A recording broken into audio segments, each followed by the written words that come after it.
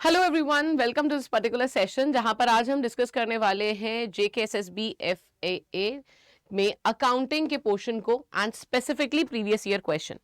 ये सेशन थोड़ा सा इंटरेस्टिंग होगा बिकॉज यहाँ पे not only we will be discussing the questions but इसके साथ मैं आज आपको देने वाली हूं एक प्रैक्टिस सेट। तो ये तो प्रीवियस ईयर क्वेश्चन है, जनरली ये क्वेश्चन अगर रिपीट करे या ना करे बट इसके जैसे क्वेश्चंस डेफिनेटली रिपीट करेंगे, तो वही आज हम करने वाले हैं। आप रेगुलरली मेरे सेशन को इस चैनल पे यहाँ पर देख सकते हैं। मुझसे कनेक्टेड रहने के लिए मेरा एक टेलीग्राम ग्रुप है स्पेसिफिकली फॉर जेकेएसएसबी एफएफए, आप उसको ज्वाइन कर सकते हैं जहाँ पे आपको सारे सेशंस का, सारे लेटेस्ट अपडेट्स का पता चलता रहेगा। और जो पीडीएफ डाउनलोड करने का लिंक है वो डायरेक्टली उस टेलीग्राम ग्रुप में भी चला जाएगा। कमेंट सेक्शन में या फिर डिस्क्रिप्शन में आपको सारी डिटेल्स मिल जाएंगी। हमारा कोर्स भी है, अगर आप इंटरेस्टेड है जानने के लिए about the entire video course that we have launch for JKSSB, आप उसके लिए भी फॉर्म भर सकते हैं या फिर अगर आप टेलीग्राम पे भी कनेक्ट हो जाएं तो all the things would be provided there. ठीक है, चलिए स्टार्ट करते हैं। मेरा नाम प्रियांशु है, मैं आपको जेकेएसएसबी एफएफए में अकाउंटिंग, स्टैटिस्टिक्स और इकोनॉमिक्स की प्रिपरेशन करवा रही हूँ। प्रोफेशन से मैं चार्टर्ड अकाउंटेंट हूँ और इन सारी चीजों को मैंने कई साल पढ़ा है and hence I have relevant experience to teach all the subjects. चलिए स्टार्ट करते हैं। सबसे पहला question, fixed cost is a. Fixed cost क्या है? अब अगर मैं आपको कॉस्ट के बारे में बताऊं, पहले तो जरा कॉस्ट के बारे में समझ लेते हैं कि कॉस्ट क्या होती है and then we will talk about fixed cost. Right, यहां से ना हम सिर्फ ऐसा नहीं है कि क्वेश्चन के आंसर ही डिस्कस कर रहे हैं, हम इसके कॉन्सेप्ट को समझ रहे हैं। तो जब मैं कॉस्ट की बात करती हूं, कॉस्ट क्या होता है? जब भी आप कोई चीज बनाने जाते हो, फॉर एग्जाम्पल आप एक पेन बनाने जाते हो, इस पेन में कुछ लागत लगेगी, कॉस्ट लगेगी, जैसे कि रॉ मटेरियल लगेगा,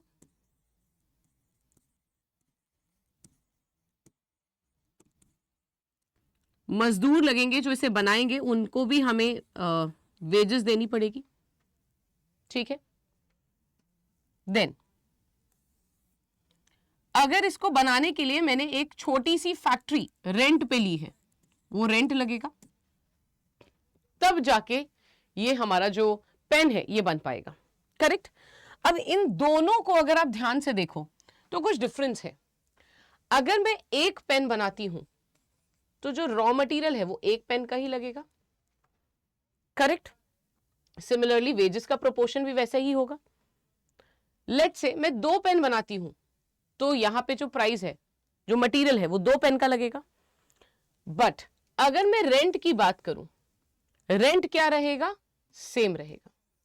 यानी मैं एक यूनिट बनाऊं तो भी मुझे सेम प्राइस देना पड़ेगा, सेम रेंट देना पड़ेगा। दो यूनिट बनाऊं तो भी सेम रेंट देना पड़ेगा।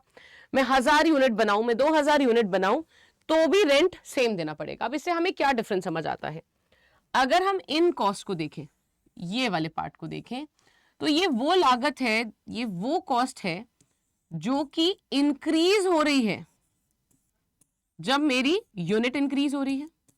अगर मैं यूनिट्स को बढ़ा रही हूं तो ये मेरी कॉस्ट इंक्रीज हो रही है। लेकिन अगर मैं रेंट को देखूं तो मैं 3 यूनिट बनाऊं, 300 यूनिट बनाऊं, ये सेम है, ये चेंज नहीं हो रही। तो फिर क्या आप एक एजम्पशन लोगे कि जो चीज चेंज नहीं होती वो क्या होती है? फिक्स्ड। बोलते हैं ना, तुम तो वैसे के वैसे ही हो, जैसे पहले थे वैसे ही हो, सेम हो। राइट, तो सेम का मतलब क्या होता है? फिक्स्ड, यूनिफॉर्म, नहीं चेंज हो रहा। लेकिन इसको क्या हो रहा है? चेंज हो रहा है। तुम बदलते रहते हो। राइट, बदलते रहने का मतलब क्या है? वेरिएबल। तो यहां से हम कंक्लूड कर सकते हैं कि हमारी जो कॉस्ट है, लागत है, वो दो भाग में बटी हुई है। एक जो वेरिएबल है, एक जो फिक्स्ड है। वेरिएबल जो कि चेंज होती है या जो डिपेंडेंट है यूनिट प्रोड्यूस के ऊपर, यानी अगर यूनिट प्रोड्यूस बढ़ेगी घटेगी तो वेरिएबल कॉस्ट भी घटेगी बढ़ेगी। और फिक्स कॉस्ट जिसका कोई भी रिलेशन नहीं है यूनिट प्रोड्यूस से, यानी इसका अमाउंट फिक्स है। सो यूनिट ऑफ प्रोडक्शन से इसका कोई भी रिलेशन नहीं है। अब मुझे लगता है कि आपने इतना कॉन्सेप्ट समझ लिया है that you will be able to answer. Fix cost is a cost which changes, भाई फिक्स्ड लिखा है, चेंज का तो कोई कनेक्शन ही नहीं है। Which is partly fixed and partly variable, fix का मतलब ये भी नहीं था, फिक्स का मतलब फिक्स है। Which do not change in total during a given period despite changes in output, ठीक है। Which remain same for each unit of output. Now देखो, हर यूनिट ऑफ आउटपुट के लिए वो सेम रहती है नहीं। एक और चीज देखो, अगर मेरा रेंट, अच्छा देखो बहुत अच्छा कॉन्सेप्ट का क्वेश्चन है, अगर मेरा रेंट 30,000 था तो मैं अगर एक यूनिट बनाती हूं तो रेंट कितना होगा, पर यूनिट 30,000 हो गया। 2 यूनिट बनाती हूं तो 15,000 हो गया। लेकिन अगर मैं 300 यूनिट बनाती हूं तो ये कितना हो जाएगा बताओ? 3,000 यूनिट अगर हम बनाते हैं तो ये 10 रुपए पर यूनिट हो गया। इसका मतलब जब हमारा यूनिट ऑफ प्रोडक्शन बढ़ रहा है पर यूनिट कॉस्ट सेम है। ये क्या बोल रहा है, which remain same for each unit of output, ये भी गलत है। हर यूनिट ऑफ आउटपुट के लिए फिक्स कॉस्ट सेम नहीं है, जैसे जैसे आउटपुट बढ़ता जाएगा फिक्स कॉस्ट कम होती जाएगी पर यूनिट पे। तो which do not change in total during a given period despite changes in output. तो मेरा आंसर क्या हो जाएगा यहां पर, सी। ठीक है, चलिए नेक्स्ट क्वेश्चन पे चलते हैं। Suppliers personal account are seen in the sales, nominal ledger, purchase ledger या फिर जर्नल लेजर। हमारे सप्लायर का जो पर्सनल अकाउंट है वो कहां पर दिखेगा आपको, सेल्स में जाएगा, नॉमिनल में जाएगा, जर्नल लेजर में जाएगा या फिर परचेज लेजर में जाएगा। अब सप्लायर कौन होता है, सप्लायर कौन है, जो कि हमें रॉ मटेरियल सप्लाई कर रहा है ना, who is supplying us something. Raw material provider है, सप्लायर है। इसका मतलब हम, ये ऑर्गेनाइजेशन है, ठीक है, ये मेरी ऑर्गेनाइजेशन है, ये मेरी फैक्ट्री है, ये मेरा ऑफिस है, लेट्स से ये मेरी एंटिटी है, और ये जो रॉ मटेरियल मुझे प्रोवाइड करेगा, इसका मतलब मैं इससे क्या करने वाली हूं, परचेज, करेक्ट। तो मैं एंट्री क्या करूंगी, purchase account debit to suppliers account, अगर मैंने उधार में खरीदा है, राइट। इसका मतलब इसका रिलेशन किसके साथ है, परचेज के साथ। सप्लायर हमेशा हमें सप्लाई करता है कोई चीज, जब वो हमें सप्लाई कर रहा है तो हम खरीद रहे हैं। जैसे फॉर एग्जांपल आपने मिल्क बास्केट का नाम सुना होगा, तो मिल्क बास्केट हमें सुबह लेट से दूध के पैकेट्स सप्लाई कर रहा है, या सब्जी वाला हमें सब्जी प्रोवाइड कर रहा है, तो हम उससे क्या करते हैं, खरीदते हैं, इज अ सप्लायर। सॉरी, हम उससे परचेज करते हैं। सेल्स की बात जब होगी तो जो व्यक्ति होगा वो हमारा कस्टमर होगा, जिसको हम डेटर भी बोलते हैं, जिसको हम गुड्स बेचते हैं। सेल्स का रिलेशन कस्टमर से है, लेजर से है, ठीक है। Then book keeping is regarded as the dash step of accounting. Accounting जो है वो क्या है, अकाउंटिंग बेसिकली एक प्रोसेस है, एक सिस्टमैटिक प्रोसेस है, जहां पर हम लोग अपने बिजनेस के ट्रांजैक्शंस को रिकॉर्ड करते हैं। क्यों करते हैं, क्योंकि हमें जानना है कि हम पूरी मेहनत करके, पूरी प्रिपरेशन करते हैं, है ना, पूरा साल मेहनत करते हैं, सारी चीजों को बेचते हैं, बनाते हैं, है ना, एंड सो ऑन। इस पूरे प्रोसेस में जो मैंने अपना 1 साल लगाया, मुझे क्या आउटपुट मिला, क्या मुझे फायदा हुआ, क्या मुझे नुकसान हुआ, ये हम जानना चाहेंगे। और जब मैं ये जानना चाहूंगी, इसके लिए मुझे क्या करना पड़ेगा, मुझे अपने सारे खर्चे, अपनी सारी इनकम को रिकॉर्ड मेंटेन करके रखना पड़ेगा, कितने लोगों को कितना सामान बेचा, किससे कितना सामान खरीदा, ये सब मेंटेन करना पड़ेगा। सो अकाउंटिंग क्या है, एक प्रोसेस है जिसमें हम हमारे बिजनेस के ट्रांजैक्शंस को सिस्टमैटिकली रिकॉर्ड करते हैं, so that by the end of the year हमें पता चल पाए कि हमारे बिजनेस ने क्या परफॉर्मेंस दी, हमें फायदा हुआ या नुकसान हुआ। और इस पूरे सिस्टमैटिक प्रोसेस का सबसे पहला पार्ट होता है जर्नल। जर्नल वो एरिया है जहां पर हम अपने बिजनेस के ट्रांजैक्शंस को रिकॉर्ड करते हैं। बट हम सिस्टमैटिकली रिकॉर्ड करते हैं, नेचर के बेसिस पे नहीं कि खर्चे एक तरफ इनकम एक तरफ, ऐसे नहीं, जो ट्रांजैक्शन हो रहे हैं हम रिकॉर्ड करते जाते हैं। अब हमें नेक्स्ट स्टेप पे क्या करना पड़ेगा, इनकम और खर्चों को अलग अलग क्लासिफाई करना पड़ेगा, इनकम एक तरफ खर्चे एक तरफ, उसके लिए हम प्रिपेयर करते हैं लेजर। तो जर्नल से हम लेजर में पोस्ट करते हैं अपने ट्रांजैक्शन को, और यहां से हमें इनका फाइनल बैलेंस पता चलता है कि पूरे साल मैंने कितना सामान खरीदा, कितना सामान बेचा।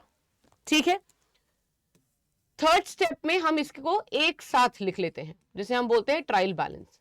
सारी समरी एक साथ बना लेते हैं और बस अब इस ट्रायल बैलेंस को यूज करके हम प्रॉफिट लॉस निकाल सकते हैं, अपनी आर्थिक स्थिति निकाल सकते हैं बैलेंस शीट के माध्यम से।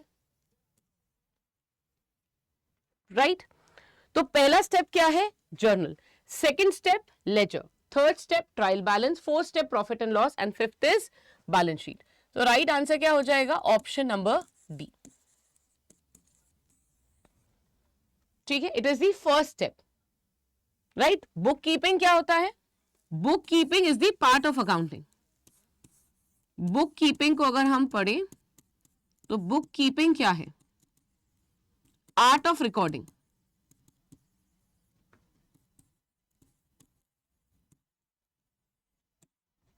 तो आर्ट ऑफ रिकॉर्डिंग कौन सा है, फर्स्ट स्टेप है, इसलिए हमने फर्स्ट लिखा। Then which of the following is correct, equity is equal to asset plus liability, liability is equal to asset plus equity, asset is equal to liability plus equity, equity is equal to liability।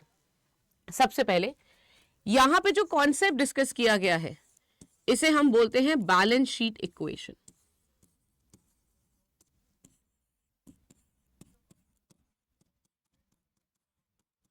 इसको हम क्या बोलते हैं, balance sheet equation. Correct, generally ये equation हमारी कैसे होती है, assets is equal to liabilities plus capital, capital को हम इक्विटी का भी नाम देते हैं, ओनर्स फंड, मालिकों का पैसा। ठीक है, ये जो इक्वेशन है बैलेंस शीट इक्वेशन, ये कहां से बनी गई है, ये बनी गई है डबल एंट्री बुक कीपिंग से। ये हमारा सिस्टम ऑफ रिकॉर्डिंग है, हम जो ट्रांजैक्शन रिकॉर्ड करते हैं वो डबल एंट्री सिस्टम के बेसिस पे रिकॉर्ड करते हैं। डबल एंट्री सिस्टम क्या बोलता है, हर एक ट्रांजैक्शन का डबल इफेक्ट है, एक चीज बढ़ेगी एक चीज घटेगी। यानी अगर मैंने असेट लोन पे खरीदा तो मेरा असेट बढ़ेगा, लाइबिलिटी कम होगी। ठीक है, सॉरी, मैंने अगर लोन पे खरीदा मेरा असेट बढ़ेगा और मेरी लाइबिलिटी भी बढ़ेगी। यानी कंसिडरिंग कि जो मेरी कैपिटल है वो जीरो है, मैंने अपना पैसा लगाया नहीं, मैंने अगर 1 लाख का असेट खरीदा तो मेरा लोन भी 1 लाख का हो जाएगा। लोन पे मैंने एसेट खरीदा, इक्वल है। लेट्स से मैंने दूसरा एसेट खरीदा, एक और 2 लाख के एसेट हो गए, ये मैंने इस बार अपने पैसे से खरीदा, 1 लाख प्लस 1 लाख बराबर है। तो जब आप एसेट खरीदोगे या तो अपने पैसे से खरीदोगे या तो उधार के पैसों से खरीदोगे तो हमेशा इक्वल ही होगा, है ना। तो इक्वेशन क्या है, asset is equal to liability plus equity. अगर मेरी लाइबिलिटी जीरो हो, अगर मेरी लाइबिलिटी जीरो हो या फिर मेरा इक्विटी जीरो हो, इस सिचुएशन में क्या होगा, assets would be equal to equity और capital, और इस सिचुएशन में my assets would be equal to liability। ठीक है, ये भी करेक्ट है। या फिर आप ऐसे भी लिख सकते हो, प्लस माइनस करते रहो। अब assets minus liability would be equal to capital, capital मतलब इक्विटी है, या फिर asset minus capital is equal to liability. Same चीज है ना, इक्वेशन में हम प्लस माइनस कर रहे हैं बस। ठीक है, तो राइट आंसर यहां पे क्या हो जाएगा, asset is equal to liability plus equity। Next one, which concept suggests the exclusion of human resources in the balance sheet? Account concept, money measurement concept, going concern concept, cost concept। इनमें से कौन सा concept बोलता है कि जो human resources हैं, आप और हम हैं, उनको बैलेंस शीट में नहीं दिखाना चाहिए? देखो वैसे तो हरमनसन करके एक व्यक्ति थे 1964 में, उन्होंने ह्यूमन रिसोर्स अकाउंटिंग के बारे में बोला, बट हमारे अकाउंटिंग सिस्टम में ह्यूमन रिसोर्स अकाउंटिंग अभी भी अडॉप्ट नहीं की गई है, राइट? अलग से कोई ह्यूमन रिसोर्स अकाउंटिंग नहीं की जाती। ह्यूमन रिसोर्स अकाउंटिंग क्या होती है, जैसे अभी आपका ये प्रोसेस चल रहा है रिक्रूटमेंट का, this comes at a cost, है ना? आप मतलब जो एक कॉस्ट ऑफ हायरिंग होती है, इसको रिकॉर्ड करना, कॉस्ट ऑफ रिप्लेसमेंट, कोई एम्प्लॉय छोड़ के जा रहे हैं वो कॉस्ट, तो ऐसे अलग से उस कॉस्ट को कंसिडर नहीं किया जाता, ठीक है? क्यों नहीं किया जाता? Due to which concept? भाई हमारे जो ह्यूमन रिसोर्सेज हैं वो लॉयल है, वो पंक्चुअल है, डिसिप्लिन है, अच्छे से काम करते हैं, अच्छी क्वालिटी के लोग हैं, मतलब गुड क्वालिटी वर्क करते हैं, ब्रिलियंट है, इंटेलिजेंट है, ये सारी इंटेंजिबिलिटीज को रिकॉर्ड नहीं किया जाता क्योंकि ये क्वालिटीज है। इन्हें आप मेजर कैसे करोगे? कितना इंटेलिजेंट है, उसके इंटेलिजेंस का क्या फायदा हुआ, क्या इसको मेजर किया जा सकता है? नहीं। इसको पैसे में हम तोल नहीं सकते, इसीलिए मनी मेजरमेंट कॉन्सेप्ट की वजह से ह्यूमन रिसोर्सेज का एक्सक्लूजन कर दिया जाता है बैलेंस शीट से। ह्यूमन रिसोर्स भी एसेट है, बट उनकी वजह से कितना सेल्स हुआ, उनके दिमाग का क्या रोल था, ये सारी चीजें को हम क्वांटिफाई नहीं कर सकते, एक अमाउंट नहीं दे सकते, एक वैल्यू नहीं दे सकते। आज मैंने आपको कितना पढ़ाया, उससे कितना बेनिफिट हुआ, ये क्वांटिफाई करना एक बहुत ही ट्रबलसम प्रोसेस हो जाएगा। इसीलिए ह्यूमन रिसोर्सेज को बैलेंस शीट में कवर ही नहीं किया जाता। Then in a bank statement cash deposited is shown as, अगर हम एक बैंक स्टेटमेंट बनाते हैं, है ना, अगर हम एक बैंक स्टेटमेंट देखें, सॉरी, तो उसमें जो हमने कैश का डिपॉजिशन किया है ना, हमने जो उसमें कैश जमा करा है बैंक अकाउंट में, वो कैश डिपॉजिटेड हम कहां पे शो करते हैं? डेबिट में, क्रेडिट में, कहां पे शो करेंगे?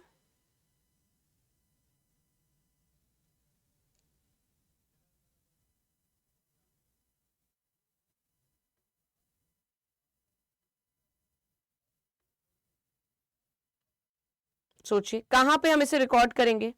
अब ये ना आप बता भी सकते हो, पैसे जब जमा करते हो आप बैंक में, करेक्ट, तो क्या मेल आता है, मैसेज आता है आपको? जरा सोचो एक बार, जब आप बैंक में जाके पैसे जमा करते हो, क्या मैसेज करते हैं आपको? What is the message that you receive? पैसा जमा हुआ, क्या मैसेज आपको मिलता है? The amount has been credited to your account, right? तो जब भी जब आप बैंक में जाकर, ठीक है, ये आप हो, आप जाते हो बैंक में अपना पैसा जमा करने के लिए, राइट? ये आपका मनी है, ये आप जमा करने गए बैंक में, आपने जाके अपना पैसा बैंक को दे दिया, बैंक की तो लाइबिलिटी बढ़ गई, ऑब्लिगेशंस बढ़ गई उसकी, और लाइबिलिटी जब बढ़ती है तो बैंक क्या करेगा? क्रेडिट। इसीलिए बैंक क्या करेगा? कस्टमर के अकाउंट को क्रेडिट कर देगा, बोलेगा इस व्यक्ति की मेरे प्रति ऑब्लिगेशंस बढ़ गई, और ये रीजन है कि आपको क्रेडिट का मैसेज आता है। देन अपोजिट ये हो जाएगा कि जब आप विड्रॉ करोगे तो डेबिट होगा, ठीक है? Then next one, transferring journal entries into ledger is called balancing, arithmetic, entry, posting. Now ये क्वेश्चन का आंसर अभी हमने डिस्कस करा था, देखो, जर्नल से जब आप लेजर जाते हो, क्या वर्ड यूज किया जाता है? Posting. The process of transferring from journal to ledger is called as posting. हम पोस्ट कर रहे हैं लेजर अकाउंट में, राइट वर्ड भी है। लेजर एक इंडिविजुअल अकाउंट है, तो यहां पे आप एंट्रीज को क्या करते हो? पोस्ट करते हो, तो प्रोसेस क्या हो जाएगा? पोस्टिंग, ठीक है? Then balancing is also a part of ledger, लेकिन वो फाइनल बैलेंस निकालने के लिए किया जाता है, that is also important. Then current ratio क्या है? What is the formula of current ratio? current asset divided by current liability, fixed asset, current liability, debt, current asset, debt equity। देखो बहुत इजी तरीका बताऊं, यहां पे तो करंट दिया हुआ है, आंसर में भी करंट ही करंट आएगा, मतलब current asset current liability. Current ratio ना बेसिकली किसी भी ऑर्गेनाइजेशन की जो शॉर्ट टर्म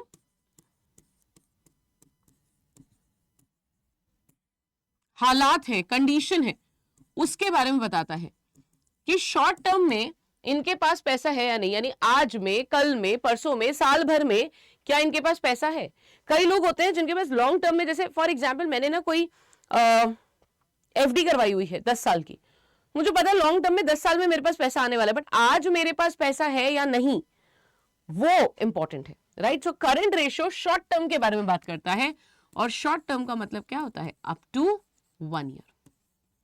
ये सारी चीजें ना अभी आपको, अगर नए हो आप, तो आपको हो सकता है ये क्वेश्चन आज ना समझ आए, बिकॉज इनको समझने के लिए आपको कॉन्सेप्ट का जानना जरूरी है, और वो जो कॉन्सेप्ट है वो मैं आपको कराने वाली हूं बैच के अंदर, बहुत ही सिस्टमैटिक और स्ट्रक्चर तरीके से।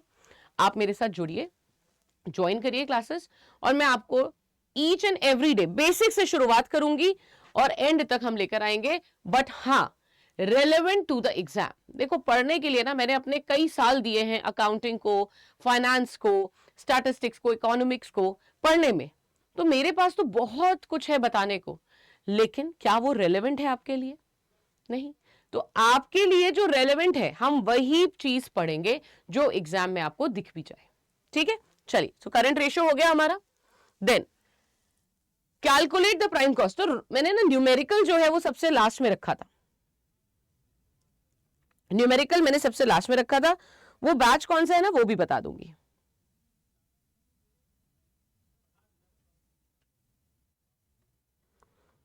आपको इसमें निकालना है प्राइम कॉस्ट।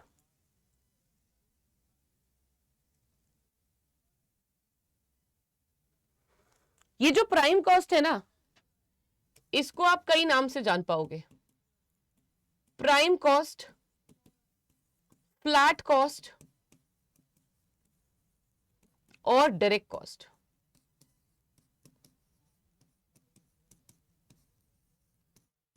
इतने नामों से जानी जाती है, और ये कुछ है नया नहीं, ये हमारी वेरिएबल कॉस्ट है, ये हमारी वेरिएबल कॉस्ट है, अभी हमने पढ़ा था, राइट। ये हमारी वेरिएबल कॉस्ट है, डायरेक्ट कॉस्ट है, जैसे नाम बोल रहे हैं ना डायरेक्ट, ये डायरेक्ट है, मतलब ऐसी कॉस्ट जो कि डायरेक्टली हमारे प्रोडक्ट से रिलेटेड है। अब देखो डायरेक्ट मटेरियल परचेज तो आपने 1 लाख रुपए का करा था, बट आपने कंज्यूम अभी 90,000 का ही करा। 1 लाख आपको क्यों दिया है? कंफ्यूज करने के लिए, राइट। आपने खरीदा 1 लाख रुपए का मटेरियल, बट आपने अभी यूज सिर्फ 90,000 ही करा है, तो 90,000 लोगे ना, जो पड़ा हुआ है उसको आप क्यों कंसिडर करोगे? फिर देखो direct labour 60,000, direct expense 20,000, direct word आ रहा है, यानी ये वो कॉस्ट है जो कि प्रोडक्शन से जुड़ी हुई है, यानी इसके बिना प्रोडक्शन नहीं हो सकता, इसके बिना गुड्स बन ही नहीं सकता, ये वो कॉस्ट है।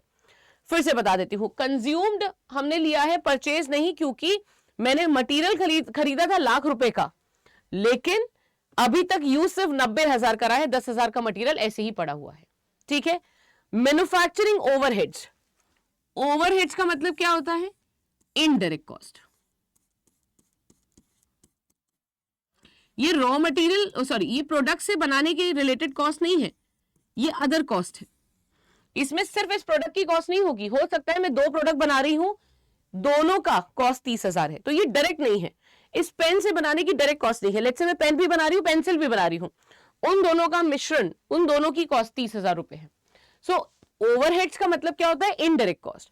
प्राइम कॉस्ट का मतलब क्या होता है? डायरेक्ट कॉस्ट, इसको हम फ्लैट कॉस्ट भी बोलते हैं, ठीक है। तो कितना हो जाएगा? 90,000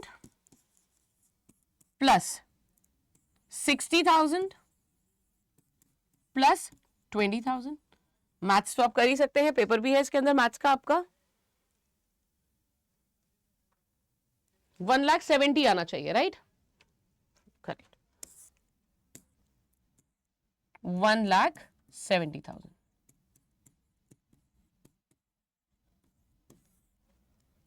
$1,70,000, करेक्ट। ये थे हमारे आज के क्वेश्चन 10। मैं आज आपको प्रैक्टिस सेट प्रोवाइड कर रही हूं, प्रैक्टिस सेट 1। ये प्रैक्टिस सेट हर क्लास के साथ में आपको प्रोवाइड करूंगी, इसलिए नंबर डाल दिया है, प्रैक्टिस सेट 1 है, फ्री है, कुछ आपको इसके लिए पे नहीं करना। कहां पे मिलेगा? जहां पर आपको एक यहां पर ना एक गूगल का फॉर्म मिलेगा, गूगल फॉर्म लिंक मिलेगा, उस पर आप क्लिक कर दो, ठीक है, और डिटेल्स भर दो। वो भी नहीं समझ आया, अगर आपको लगता है कि नहीं मैम मुझे नहीं समझ आ रहा कहाँ ये ये लिंक वगैरह है, तो जो टेलीग्राम ग्रुप है उसको ज्वाइन कर लो। टेलीग्राम ग्रुप में मैं आपको सेशन जो होंगे उनके भी लिंक शेयर करती रहूंगी। आप लोगों के लिए बनाया है मैंने स्पेशली, आपका ग्रुप है, आप डिस्कस भी कर सकते हो। देखो जब आप किसी पेपर की प्रिपरेशन करते हो ना, आपको एक ग्रुप भी चाहिए होता है। आजकल ऑनलाइन एजुकेशन में ना वो ग्रुप की जो कमी है वो टेलीग्राम ग्रुप्स फुलफिल कर देते हैं, राइट। सो ये टेलीग्राम ग्रुप है, इसमें भी मैं शेयर कर दूंगी लिंक, जहां से आप डायरेक्टली ये फर्स्ट सेट जो फ्री पीडीएफ है आपके लिए वो मिल जाएगा। क्वेश्चंस की प्रैक्टिस करते रहो, इंपॉर्टेंट तो वही है। एग्जाम तक 500-600 क्वेश्चन हो जाएंगे, वहां से 30 क्वेश्चन में से 25 मार्क्स लाना तो बहुत ही आसान हो जाएगा, है ना। तो यहां पर आप इस सेशन को इस टेलीग्राम ग्रुप को ज्वाइन कर लो या लिंक से डाउनलोड कर लो। इसी चैनल पर अभी मैं आपको सेशंस प्रोवाइड करूंगी। आज हमने जैसे अकाउंटिंग के क्वेश्चंस करे हैं, आगे हम इकोनॉमिक्स के करेंगे, स्टैटिस्टिक्स के करेंगे। तो मैं आपको फ्री कंटेंट प्रोवाइड करती रहूंगी, बट हाँ इसे एक स्ट्रक्चर्ड मैनर में पढ़ना चाहते हो, एक एक टॉपिक को समझकर, जिससे पेपर क्लियर होने के चांसेस बढ़ जाएं, काफी बढ़ जाएं, तो आप कोर्स ज्वाइन कर सकते हो। बिकॉज पेपर में आपको जनरल अवेयरनेस भी है, इंग्लिश भी है, सब कुछ हम प्रोवाइड कर रहे हैं। कहां से कैसे ये एक बार बता देती हूं, ठीक है। ये सेशन भी अभी मैं शेयर करूंगी आपको, इन क्वेश्चंस को, सॉल्व क्वेश्चंस को। देखो मेरा काम है आपके लर्निंग को आसान बनाना, दैट आई विल डू। तो यहां पे आपने अड्डा 24/7 लिखा, ये क्लिक करा, एक बार अच्छे से ध्यान से देख लो कहां से आप एनरोल कर सकते हो, डिस्काउंट क्या है, प्राइस क्या है। वैसे तो सामने ही दिख रहा है रिसेंटली व्यूड, बट चलो JIB एंड CIB ये है सेकंड वाला नंबर, बैंकिंग JIB CIB। यहां पे जाओगे आप, नीचे ही आपको मिल जाएगा JKSSB, इस पे क्लिक करा, सामने आपको ये देखो मिल गया ये FFA वाला एग्जाम। बाय नाउ पे क्लिक करा, ठीक है। अब ये कोड एक बार ध्यान से देख लो, इससे आपको अच्छा डिस्काउंट मिल जाएगा Y183, और अप्लाई पे क्लिक कर दिया। 1980 इसमें आपको सब कुछ मिल रहा है, ठीक है। इसमें आपको सारी चीजें मिल जाएंगी, starting onwards from your GA, correct. ये सब कुछ आपको इसके अंदर मिल जाएगा। अभी दिखा देती हूं क्या क्या मिल जाएगा। ये कोड याद से लिख लो, Y183। इस कोड से आपको 82 नहीं 83% डिस्काउंट मिलेगा, बट उसके लिए आपको एप्लीकेशन डाउनलोड करनी पड़ेगी अड्डा 24/7 की, चाहे आप गूगल स्टोर से कर लो या फिर एप्पल से कर लो, ठीक है, दोनों से मिल जाएगा। अब देखो इसमें मिलेगा क्या क्या, और नंबर भी बता दूंगी एक, ये नंबर है, इस पे भी कॉल कर सकते हो 09819819247। अगर नहीं विजिबल है तो ये नंबर है, इस नंबर पे कॉल करके आप पूरी इंक्वायरी ले सकते हो। अब यहां पर आपको क्या क्या कवर किया जा रहा है, सब्जेक्ट कवर पे आ जाते हैं, everything would be covered. So accountancy and bookkeeping, यहां पे ना these people have forgotten to write economics, but economics भी है। So accountancy and bookkeeping, mathematics, general English, computer, general science, statistics, general awareness भी है जो cover हो रहा है। All these things will be covered, ठीक है। तो ये सब कुछ कवर करवा रहे हैं। नंबर मैंने आपको बता दिया, कोड मैंने आपको बता दिया, ठीक है। जल्दी से एनरोल कर लीजिए, because it is video course. जैसे ही आप एनरोल करेंगे सारी चीजें आपको 1 by 1 मिलनी शुरू हो जाएंगी। ये सेशन अच्छा लगे तो लाइक बटन पे क्लिक कर दीजिएगा। अगर आपको फिर भी PDF नहीं समझ आ रहा तो नीचे कमेंट सेक्शन में PDF लिख दीजिएगा। ये वाला PDF जहां पे हम सॉल्व क्वेश्चंस डिस्कस करेंगे पुराने वाले जो किए आज, वो प्रोवाइड कर दूंगी, प्लस साथ ही मैं आपको प्रोवाइड कर दूंगी प्रैक्टिस सेट नंबर 1, ठीक है। चलिए, थैंक यू। ऐसे ही पढ़ाई करते रहिए, जीवन में आगे बढ़ते रहिए। Thank you.